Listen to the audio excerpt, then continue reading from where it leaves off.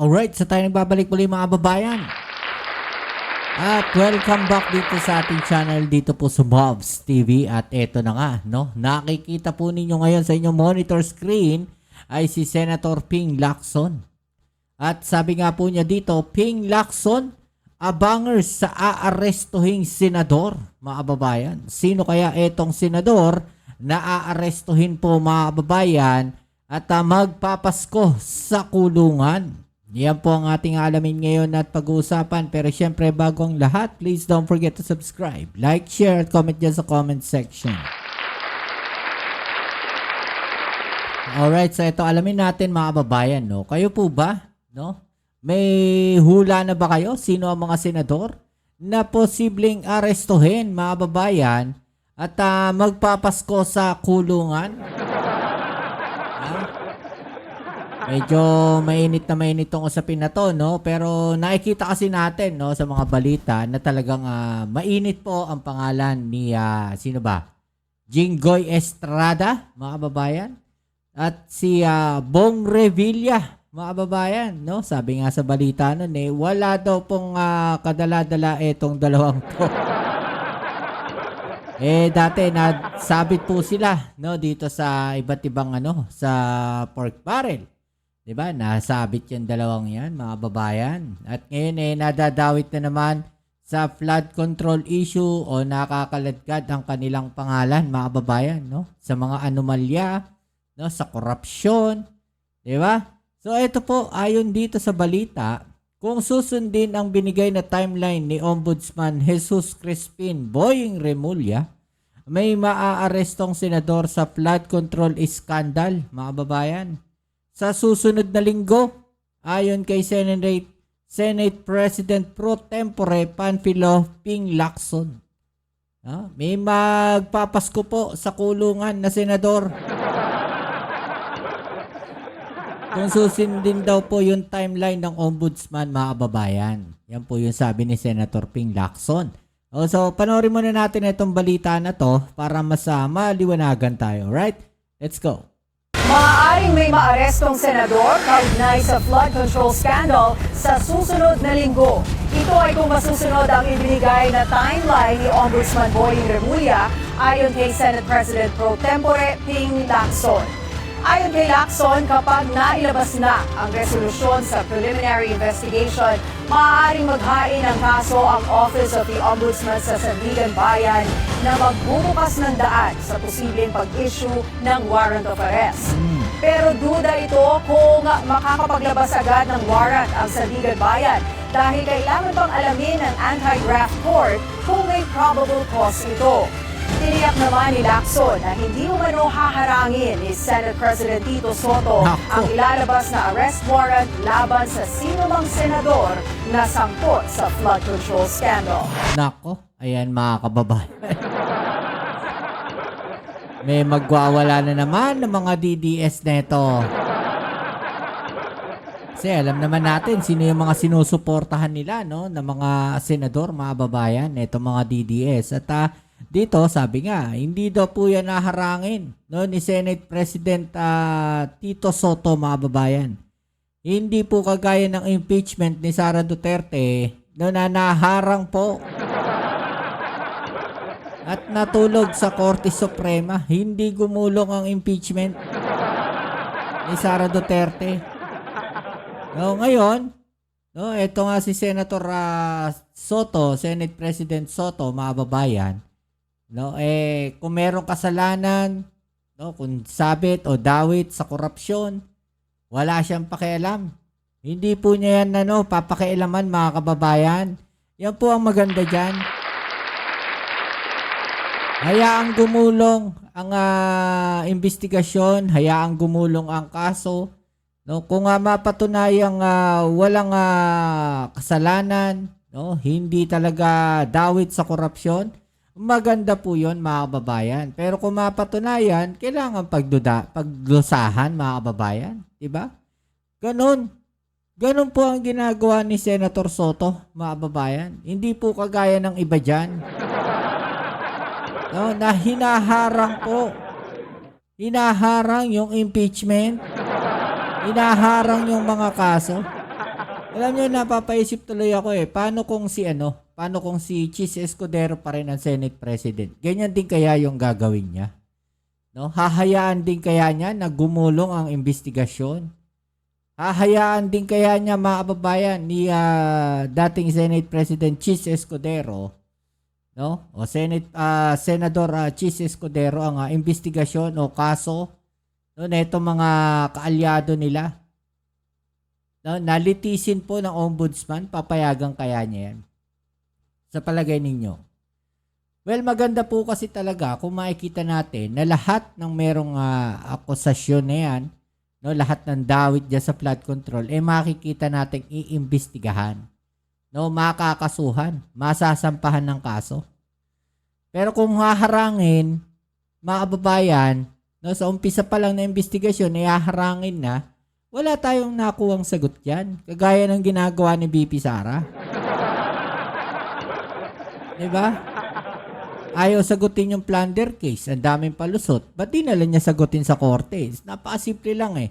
No, panay press release niya, panay release ng statement, mga babayan. Diba? What if ang gawin na lang niya sige, sasagutin namin yan sa korte. Tapos ang usapan. Diba? Baka matuwa pa yung taong bayan sa kanya. Kesa yung binabato na nga siya ng kaso, mga kababayan, plunder case.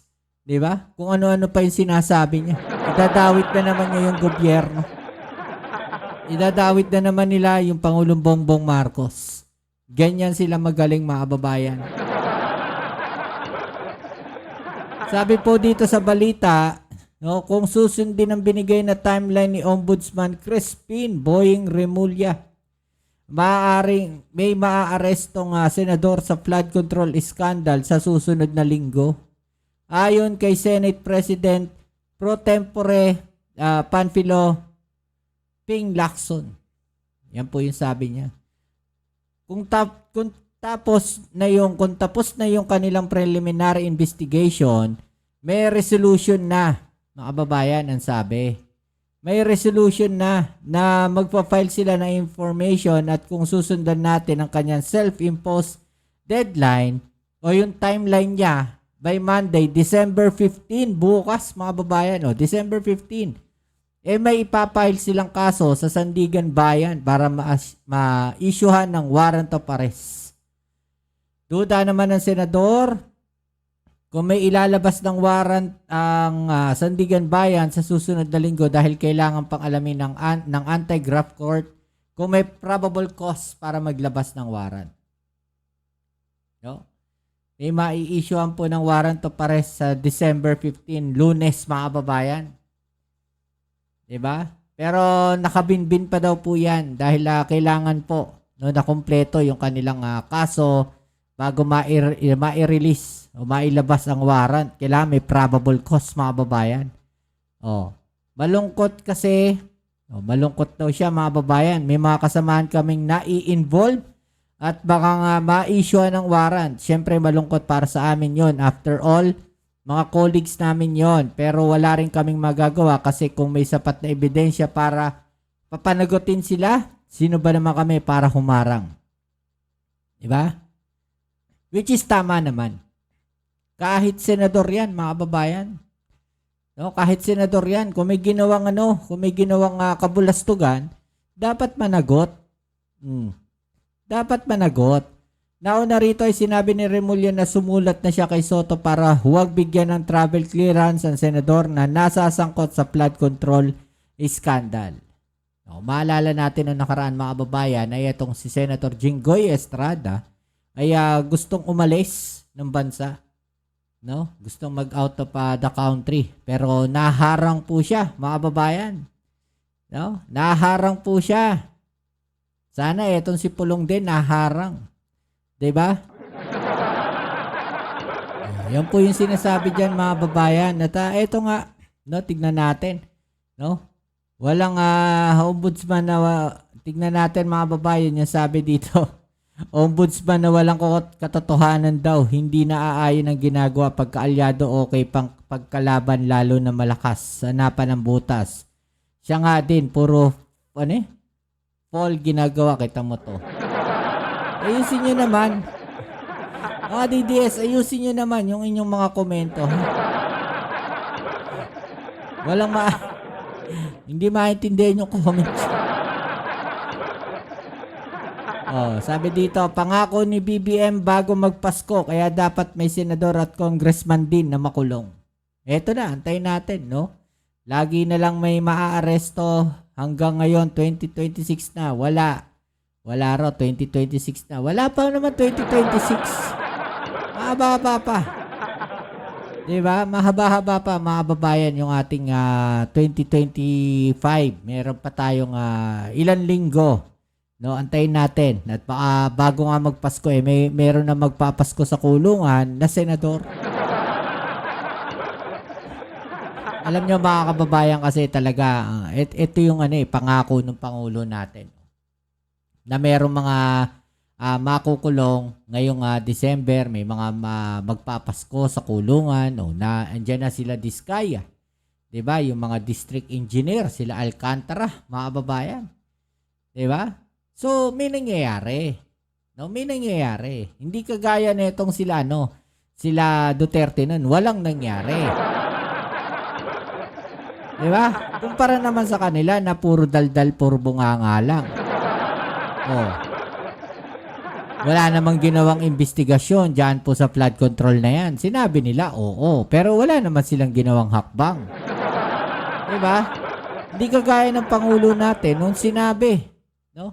Na mayroong korupsyon sa flood control, eto na. Nagkaroon na ng investigasyon, mga kababayan. Gumulong na lahat. 'Di ba? Naggulantang na lahat.